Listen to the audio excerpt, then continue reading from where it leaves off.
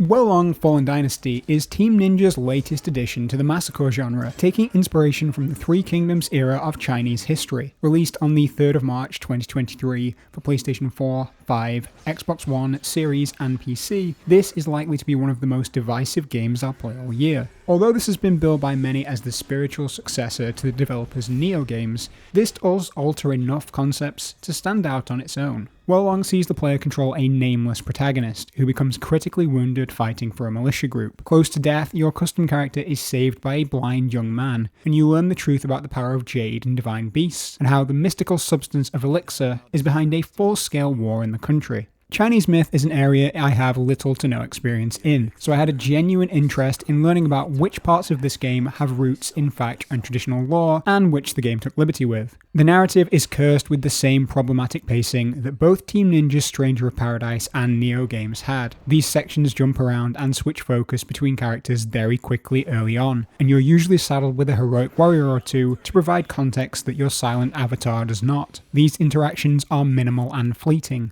and at times it feels like the story team were given a long list of Chinese names and then told to create short narrative bursts to check them off in turn. The only ones of these that really make a lasting impression are the ones you end up fighting and dying to multiple times. These somewhat lackluster character interactions and narrative pieces are dropped either side of the game's level and mission design. This functions really well as a gameplay framework, but doesn't help develop characters or drive the story. In fairness, you don't need to know much outside of evil magic man manipulates warriors into committing genocide to create a powerful elixir. Your job, of course, is to stop him. Your player character is mostly silent outside of the odd grunt, and this might be a blessing in disguise, as the English voice acting felt rushed, literally. It really gave off the impression that the actors were given a time limit to get each sentence out. The result of his quest to obtain the forbidden medicine was a catastrophe. The elixir's power proved overwhelming. That clip was the opening monologue, explaining the entire concept of the plot after you hit new game. The delivery of this is really important to get off on the right foot, yet it comes through without any natural pauses. I'll leave story and narrative by the wayside now and jump into the mission design, as that's clearly more important in a game of this kind. This is a difficult, melee-focused looter RPG, and the game can afford to drop a few points in the story category.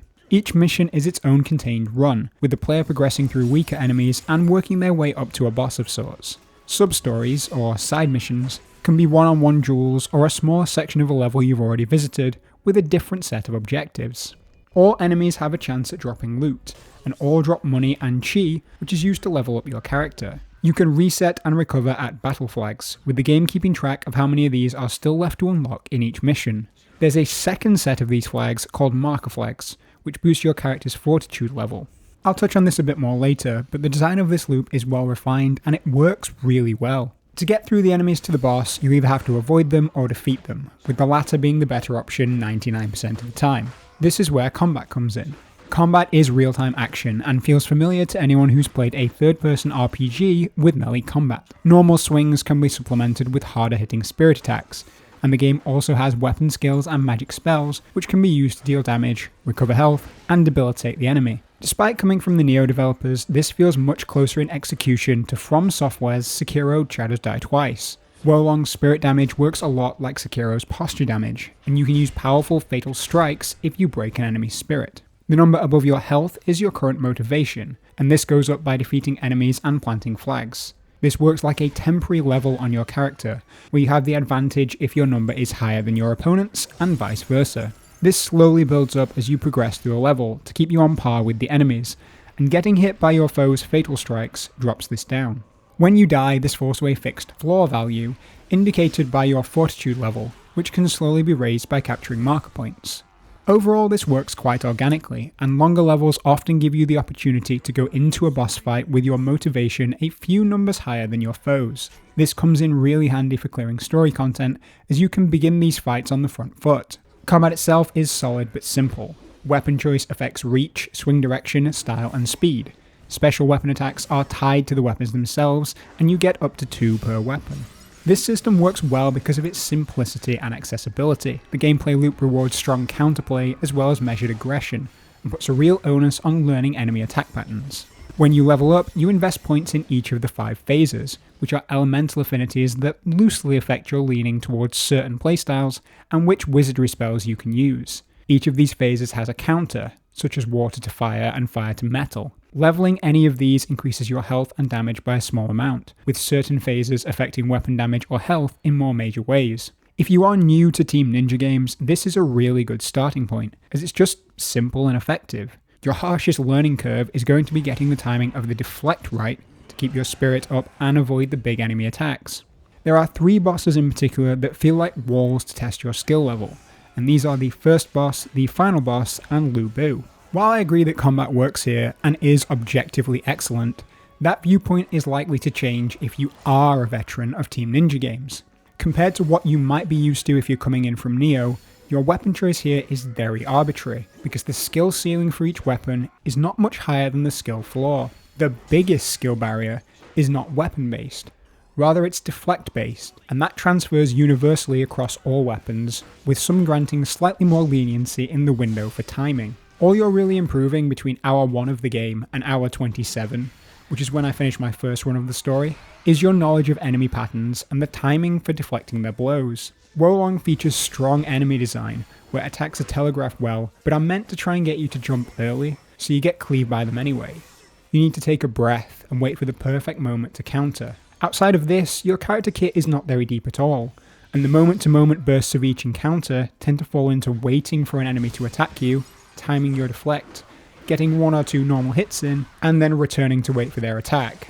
Loot does drop, and it comes in an RPG-style rarity system.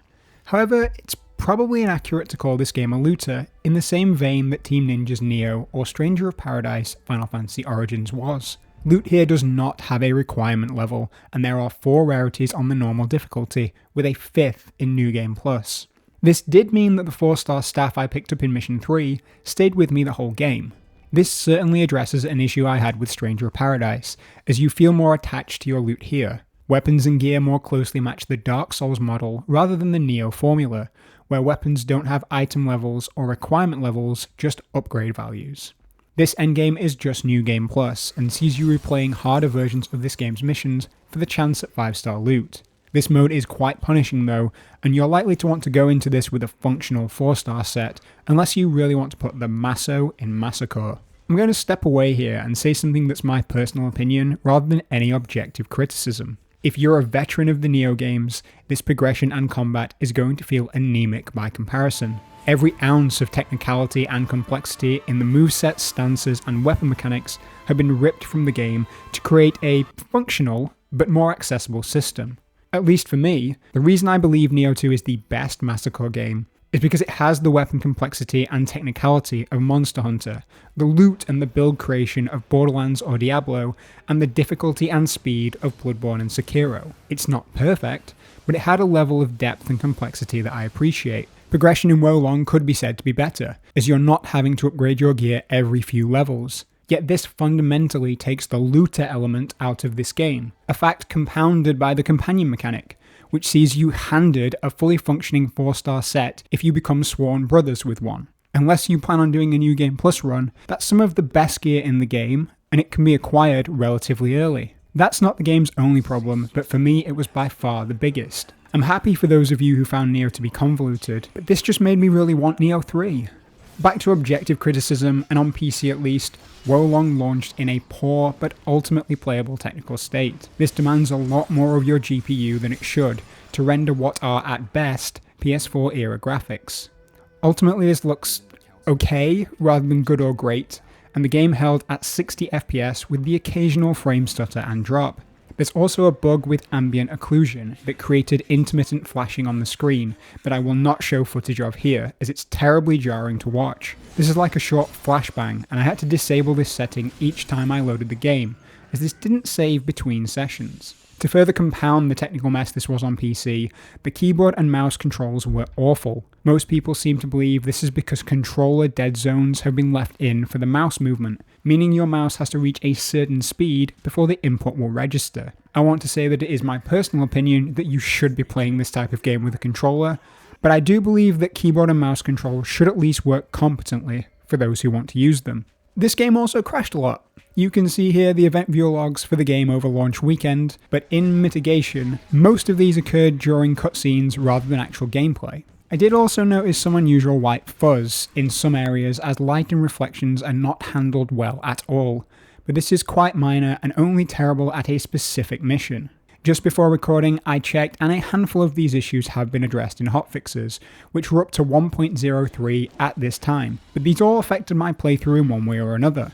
What hasn't been fixed here are the lack of quality of life features, such as auto loot or the ability to travel directly after missions. There are countless others that were in Nioh and Stranger of Paradise that feel like obvious omissions here.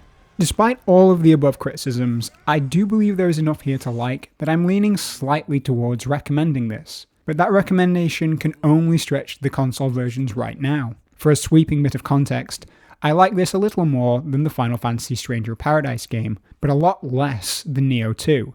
Sekiro Shadows Die Twice is the game most similar to this that already exists, with the mission-based structure making this more replayable than From Software's title. There is a belief from the community that this will get much better when more endgame content and more loot tiers arrive with DLC drops, but this base experience didn't do enough to convince me to get that DLC. Yet I didn't feel like I was ripped off either. I may even consider getting the DLC if they address some of these issues in free content drops. For better or worse, this is going to be a very divisive game, and a lot of that might come down to your choice of platform and how you felt about Nioh. As somebody who really liked the Nioh games, I have to say this is only good, not great.